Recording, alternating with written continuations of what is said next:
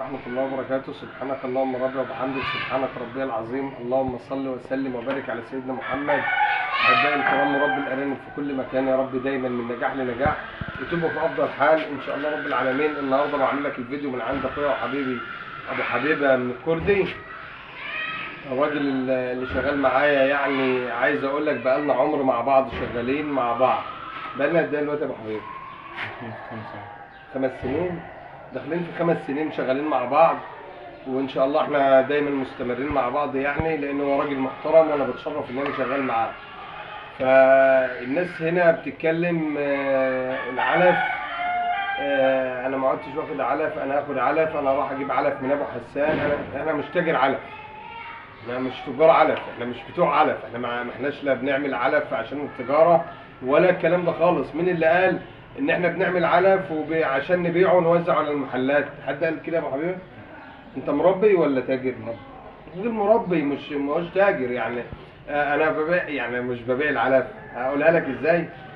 ان حد بيجي ياخد مني، اتعامل معايا في الارانب، عرف مزرعه حسان، مش علف حسان، عرف مزرعه حسان، فجأة يتعامل معايا في الارانب، فبيطلع له الارنب ان شاء الله كويس، الدنيا حلوه، الارنب شعره بيلمع، صحيا ممتاز، حاجه كويسه. فبيقوم يسالني سؤال بس ساله من كل الناس اللي بتيجي تعاملني في الارانب: انت بتعلف علف مين؟ اقول له ده علف يعني بعمله لنفسي، ما بعلفش علف حاجه. انا جبت قبل كده من السوق كتير، بس انا بروح اعمل علفي على ايدي وبجيبه لنفسي. يقول لي طب ما ناخد علف معاك؟ اقول له حاضر مفيش مشكله، اتفضل العلف اهو. فبياخد العلف، هو شغال بيه، بيجي يطلع اللحم، بيقوم حد يقول له: الله ما شاء الله اللحم بتاعك تاجر. بيقول له: اللحم بتاعك ممتاز قوي، انت ايه الدنيا عندك، انت بتعلف علف ايه؟ يقول له: والله انا بجيب علف من واحد اسمه فلان. طب ممكن تديه لنا؟ ندي لفلان. هي كده، انما احنا بنتاجر. يعني انا ما بروحش مثلا ادور على محل العلف او محلات العلف اوزع فيها علف، انا مش بتاع علف، انا ببيع ارنب وعلف، ارنب وعلف، ارنب وعلف. ليه؟ وما بفرضش عليك العلف. العلف انت شايف الدنيا كويسه وعوزت العلف، جربته مشى معاك كويس، انا حاسس بيك كمربي فبديك العلف تشتغل بيه. انما انا مش تاجر علف. احنا عشان بس الناس تبقى عارفه، ابو حبيبه ده راجل مربي، ما هوش محل وبيبيع علف والكلام اللي بالك فيه ده. وعشان الراجل، لان في حد كده هزقنا واتكلم كلمتين ما هماش حلوين، علشان احنا ما رضناش نديله العلف. ليه ما رضناش نديله العلف؟ في واحد مربي بياخد العلف هناك عنده، وهو اما خد العلف عمال يبيع ومش عارف ايه. الراجل كان بيرزق بيبيع شكاره ولا حاجه، الراجل المربي، فده قاعد يبيع جنبه بقى وعاوز يبيع بقى وموضوع علف لا لا لا، احنا مش بتوع يا عم، يا جماعه احنا مزرعه، احنا مش تجار علف. عشان برضه حضرتك العلف ممتاز وعاجبك، الحمد لله، لان العلف ده، اقول لك العلف ده للمزاجنجيه، الناس اللي عندها مزاج واللي حابه تربي ارانب بمزاج. علف غالي ماهوش رخيص، لان احنا بنكلفه. ما انت ممكن معلش تجيب كيلو لحمه وتطبخه في شويه شوربه وبتاع والسلام عليكم وتاكل، ولا يا ابو حبيبي؟ عشان انت شيف في اللحمه، انت الناس ما تعرفوش ده شيف اصلا، ده متخصص في طبيخ اللحمه، عشان تبقوا عارفين. يعني اي حد عنده فرح ولا حاجه من الناس اللي بتوع، انا شيخ سامر برضه ابو حبيبه اهوتي شيف كبير في اللحمه عشان تبقى عارف. تمام. انما انا بجيب الطبخه، بجيب اللحمه، اما انا اجيب كذا احطه عليها وكذا اكلفه وكذا اعمل له، علشان في الاخر عايز اكل بمزاج، عشان اعمل علف لنفسي بمزاج يريحني.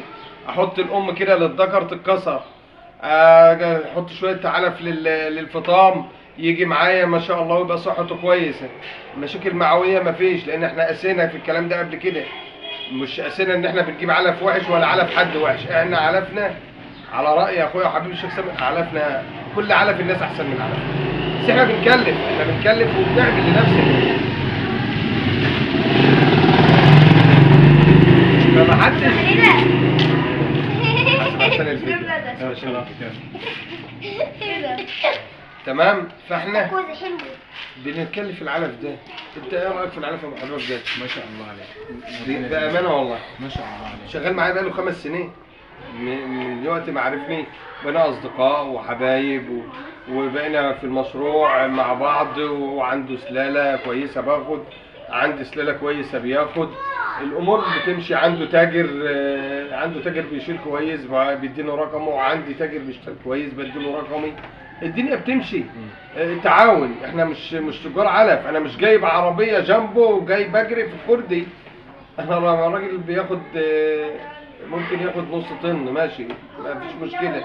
ممكن ياخد يجيب العربيه بتاعته، حصل ولا ما حصلش، يجيب العربيه بتاعته ياخد 10 شكاير ماشي. انما مين اللي قال وانا ماشي في الكرد مثلا كل محلات العلافه فيها علف مزرعه حسان ولا حاجه زي مثلا الاعلاف المشهوره في السوق؟ لا، ده علف مزرعه. ده علف وارنب. انا ببيع علف وارنب الاثنين مرتبطين ببعض. انت عايزه في اي مكان سمعت عنه وهي دي حاجه بايدي. الناس بتسمع ان العلف ده كويس، انا ده ذنبي؟ مش ذنبي، فبمشيه. يعني انت عايزه ينفع، انت لقيت العلف ده كويس وعاجبك وجاي عايز تاخده وانا اقول لك لا لازم تاخد معاه ارانب؟ لا، خد يا عم وجرب والله يعينك واعمل لك معايا. مش هعمل وابيع لك، اعمل لك معايا مفيش مشكله. انا ما عنديش مشكله في الكلام ده خالص. العلف ده عشان الراجل اللي اتكلم وقال مثلا طيب انا ما عدتش جاي واخد العلف ده خالص وهغير. طب يا عم ما براحتك، احنا اصلا والله ما احنا ما بنتاجرش فيه. مش عايز، انت حر على دماغي. اولا مع احترامي لك انت الخسران. انا راجل بربي ابو حبيبه، انت بتربى ابو حبيبه وعندك الارانب ولقيت علف كويس احسن من علف حسان ده وشغال معاك كويس، او احسن من علف مزرعه حسان. المفروض ان انت تعمل ايه؟ غير. لا هو المفروض تجيبه. علشان ايه؟ عشان افضل. عشان مزرعتك. الهدف الاولاني ايه؟ مزرعتك. هو الهدف العلف ولا الهدف اللي انت تبيع اللي انت تبيع ارانب؟ اللي انت تبيع ارانب صح ولا لا؟ ما انت بتتكلمش ليه؟ زي كل واحد يتكلم ليه معاك؟ لا، قول رايك للناس. انا ما بسم الله الرحمن الرحيم. انا ابو حبيبه من الكردي، مربي ارانب. مربي ارانب بقالي فتره كبيره اكتر من حوالي 13 14 سنه. جربت اعلاف كتير وما ادراك من الاعلاف كلها سوقيه الا من رحم ربي. تعرفت على هيثم ومحمد تقريبا من 5 أو 6 سنين. بدات اشتغل فعليا معاهم من 5 سنين في العلف ده.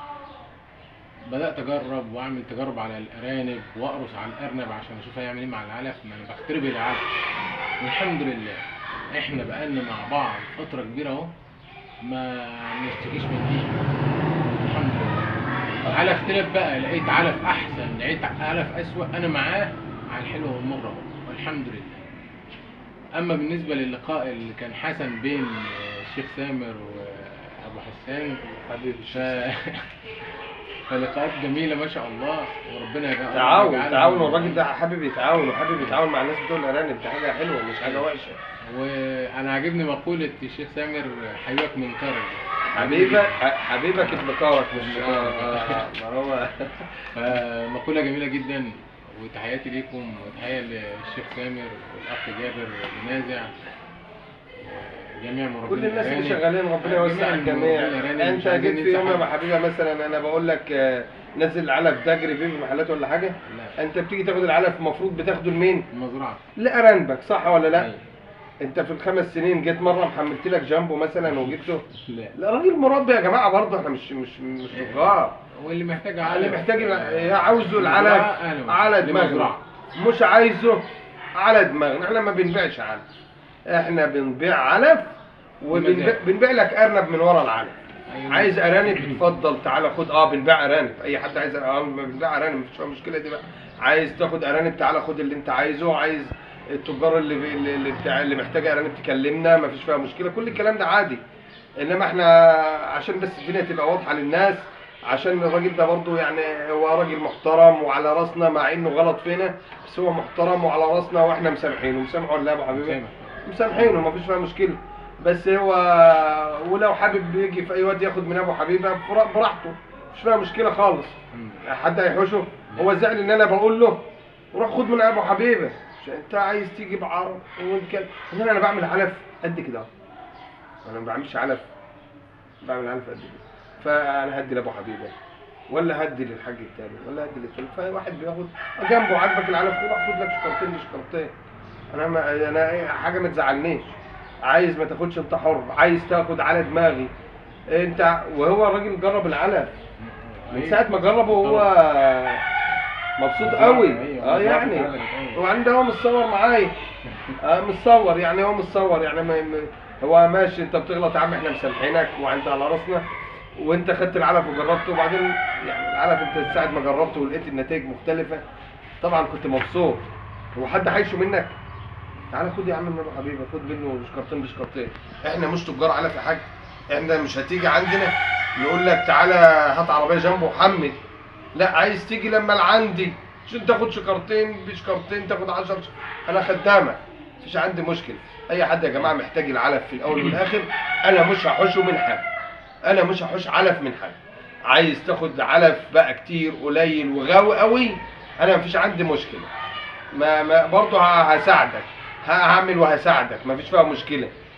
انما ان انت علشان احنا قلنا مثلا روح خد من الحته الفلانيه عشان مبقاش تكلف عليك، واحنا بنعمل العلف ما بنعملش كتير وعشان ما تعطلش والكلام ده زعلت مننا، لا انت حر مفيش فيها مشكله. عايز تاخد العلف برضه على راسنا، مش عايز تاخد العلف على راسنا. جيت لما للمزرعه، انا بقول لك في الفيديو لو جيت لما للمزرعه وانا رجعتك من غير علف بحق، تعالى خد يا عم اللي انت عايزه، عشان احنا ما بنحبش حد يزعل مننا.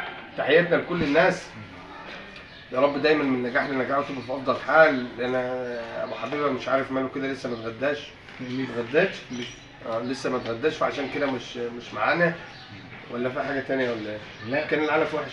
لا يا عم، امال مالك؟ واحنا هناكل علف؟ لا يعني كان العلف وحش، مش عايز تتكلم ولا ايه؟ لا يا عم تمام. فان شاء الله رب ماليش العالمين. في الميديا واليوتيوب. مالكش فين؟ ماليش في لا الميديا. يبقى لك بقى، ما احنا بنشتم عليه. يعني لما نيجي نشتم على اليوتيوب ده حتى انت رديت على اخ برضه في نفس البلد اللي حصل فيها موضوع العلف ده.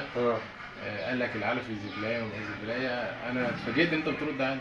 ما ارد امال انما ايه؟ اي حد تاني هيخاف، لو خايف من علفته اي حد لا رد. لا مش خايف. ما هو وعلى الجروب نفسه. ما انا بقول لك، انا برد. قال لي اصل الزبلايه كبيره شويه والزبلايه صغيره شويه ومش عارف احنا انت على دماغنا لازم نهتم بيك ونقول لك السبب ايه او الدنيا ماشيه ازاي او في ايه، نهتم بيك. عايز العلف وتكمل معانا على راسنا، مش عايزه. قال عادي. التحويل ممتاز والخصوبه ممتازه والرضاعه ممتاز. هو اللي قال. امال انت ما بتقولش ليه يا ابو حبيبي؟ لا هو اللي قال على الجروب. ما هو قال على الجروب طيب ان تمام. التحويل ممتاز. ماشي، ربنا يا رب ييسر الحل للناس ويبقوا في احسن حال كلهم. أيوة. واللي عامل مشروع ربنا يوسع عليه يا رب ايا كان مشروعه. ايوه.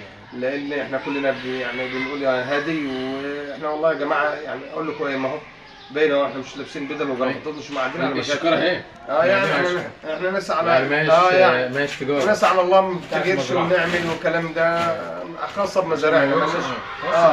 سيبك بقى من الحاجات والاسامي والكلام، واحنا بنعمل علف لمزرعتنا. عايزه اتفضل خد واجبك وخد علفك وانت على راسي، مفيش اي مشكله. مش عايزه بنيسر عليك. مش عايز علف وعايز ارانب، اهلا وسهلا.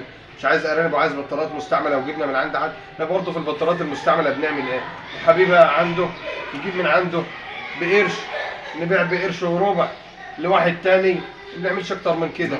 ما احناش. لا ابو حبيبه مكبر الموضوع وجايب جديد وبتاع. ده جايب جديد. ده جديد كله ابو حبيبه ولا ايه؟ وعلافات مزدوجه يعني. انت بتذاكر من ورانا ولا ابو حبيبه؟ والله؟ تمام، ربنا يوسع عليك. برضه لو حد عايز اي حاجه من ابو حبيبه برضه المكان اهو موجود اهوتي. وحوامل برضه. حوامل ورينا. حوامل. تمام، ربنا يوسع عليك يا ابو حبيبه. وفي كراسي برضه لراس البر، والله في كراسي اهي لراس البر والدنيا اللي عايز يصيف برضه مالوش راضي يديني كل وشمبر هناك اهو. وشمبر هناك اهو. الشمبر اهو موجود اهو.